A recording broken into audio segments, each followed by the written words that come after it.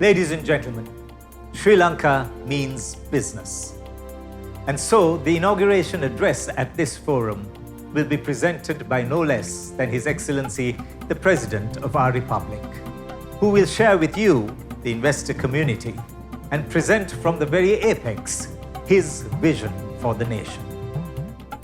To inaugurate the Sri Lanka Investment Forum 2021, we are deeply honored to present and welcome the President of the Democratic Socialist Republic of Sri Lanka, His Excellency Gotabaya Rajapaksa.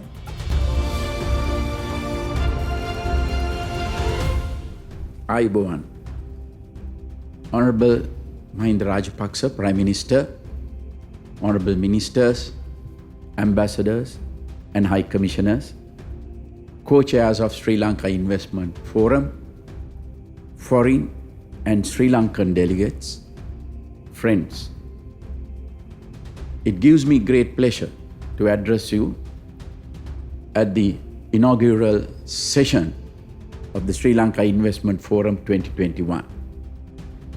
This event takes a holistic view of the many and varied investment opportunities Sri Lanka offers across all sectors of its economy.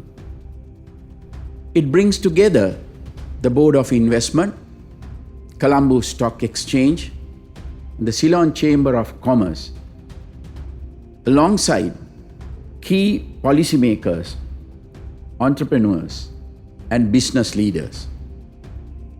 This will encourage robust dialogue and information sharing about our investment environment, and it will highlight opportunities for direct investments as well as opportunities in capital markets and debt markets.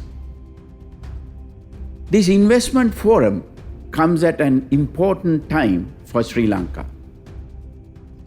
My government has ambitious plans to unleash a decade of transformational and rapid economic growth to double our national output from its current level to $8,000 GDP per capita by 2030. Our unique geostrategic position, political stability, robust institutions and social infrastructure, educated and capable workforce, and high quality of life are some of Sri Lanka's current strengths.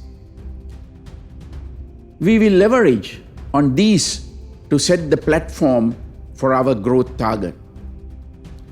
In addition, significant improvements to our infrastructure are continually being made.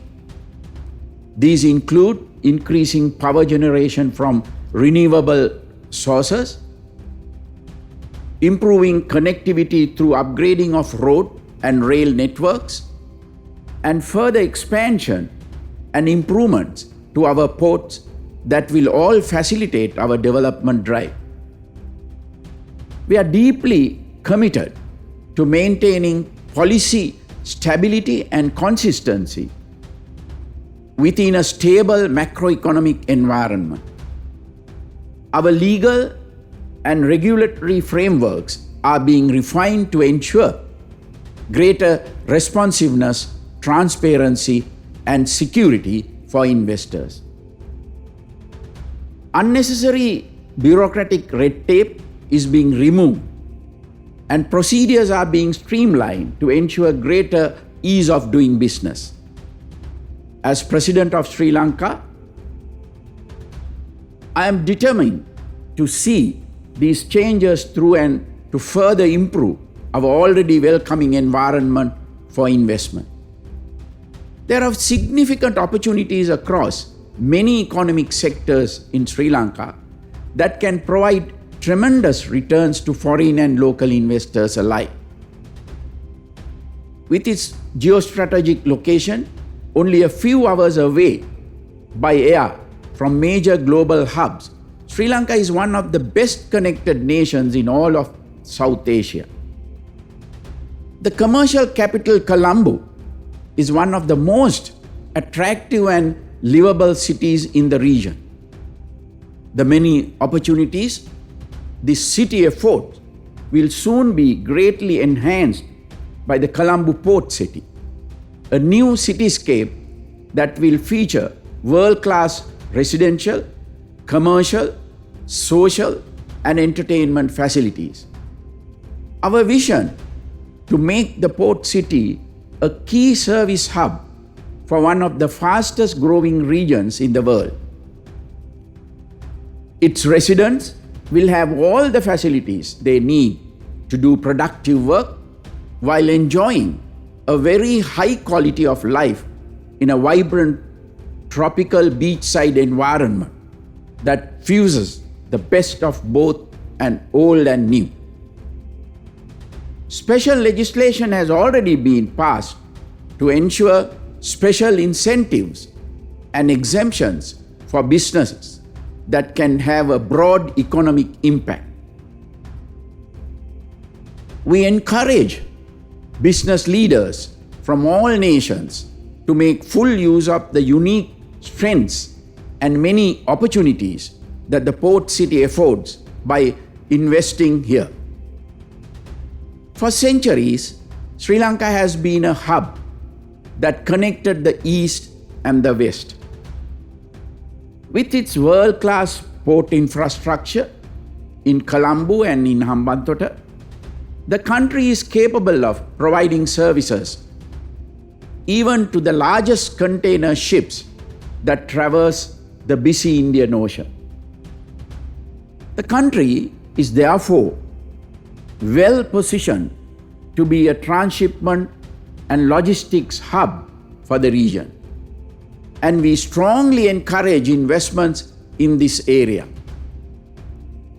Legacy legislation and regulations that impede such investments are in the process of being revisited and revised to facilitate this. With its very fertile environment and deep history of cultivation, Sri Lanka has a rich agrarian heritage spanning thousands of years.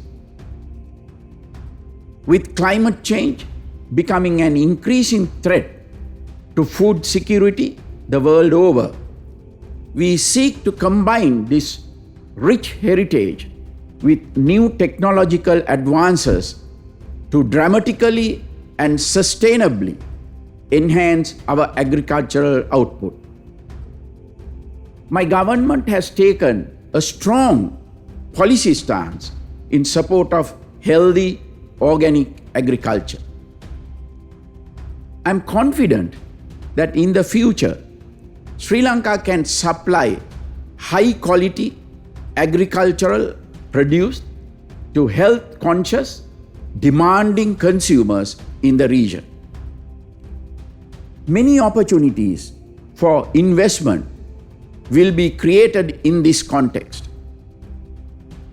Given our national commitment to further enhancing our forest cover, the productivity of our agriculture base must improve without further increasing land use.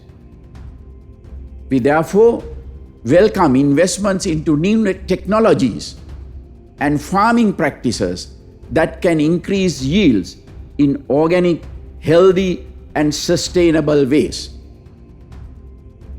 We also seek improvements to our animal husbandry and fisheries sectors that can sustainably increase their productivity.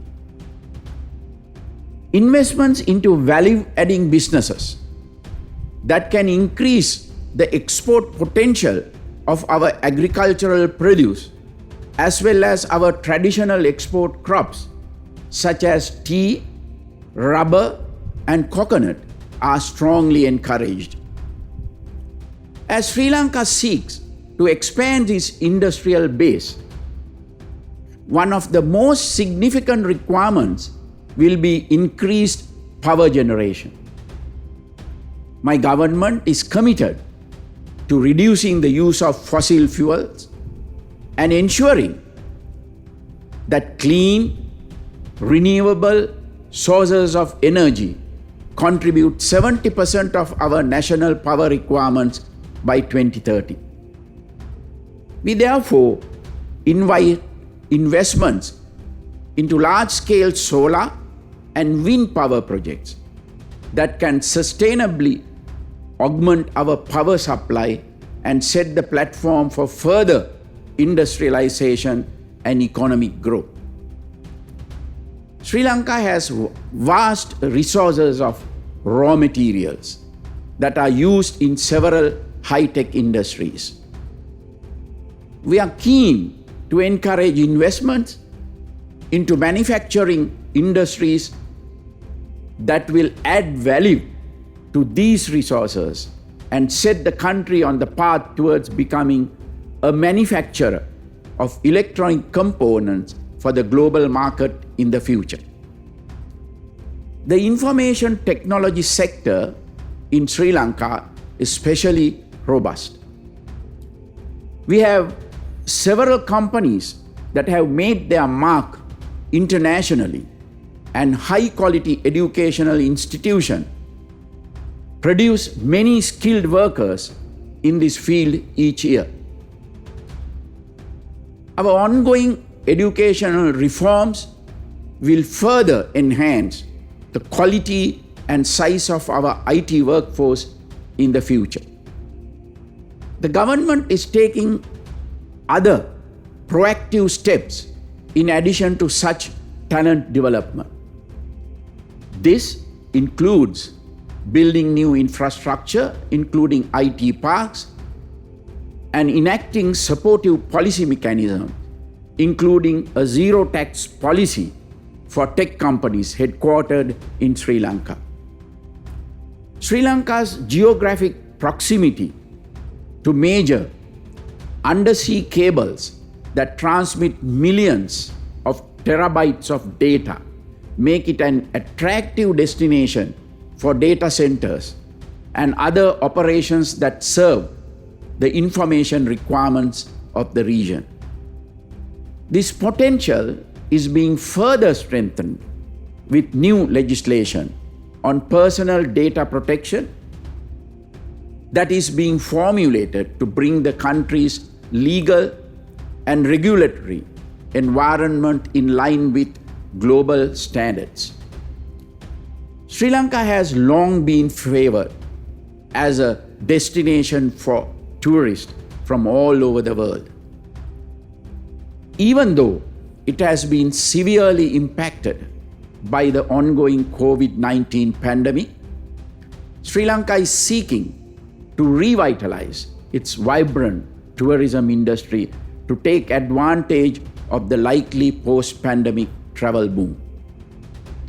Investments are therefore welcome into hotels, resorts, entertainment facilities, and novel tourism projects that will attract high-spending tourists into the country. With its robust public healthcare system, augmented by globally accredited private hospitals and world-class, highly qualified and experienced medical professionals, Sri Lanka is also well placed to benefit from the growing global medical tourism industry. Investments into medical tourism projects are therefore encouraged, as are wellness tourism projects that will leverage our rich heritage of mindfulness, holistic healthcare, and our Ayurvedic tradition. With its many attractions, sound infrastructure, high quality of life, and its dynamic, educated, and intelligent youth, Sri Lanka can also be a viable destination for leading universities to set up campuses that attract students from around the region. My government is prepared to proactively support such investments, just as it will truly transformative investments into the many other sectors I have discussed in this address. During the course of these 3 days, participants at this event will be able to study these and the many other opportunities Sri Lanka efforts in detail. Equally importantly, you will be able to connect directly with policymakers at the highest level, as well as technical experts, project owners, and potential partners who can support your investment ambitions in Sri Lanka. The government of Sri Lanka is proactive and pro-businesses. We will look very favorably upon investments that can have a transformative impact on our economy as well as our national profile. And we will do our utmost to create an enabling environment for the success of such investments. We now stand amidst a national transformation process that will not only uplift Sri Lanka, but have a positive impact on the entire region while creating tremendous value for investors across multiple sectors and through diverse instruments. Ladies and gentlemen, I invite you to join us on this transformational journey by investing in Sri Lanka. I hereby inaugurate this landmark investment forum. Thank you.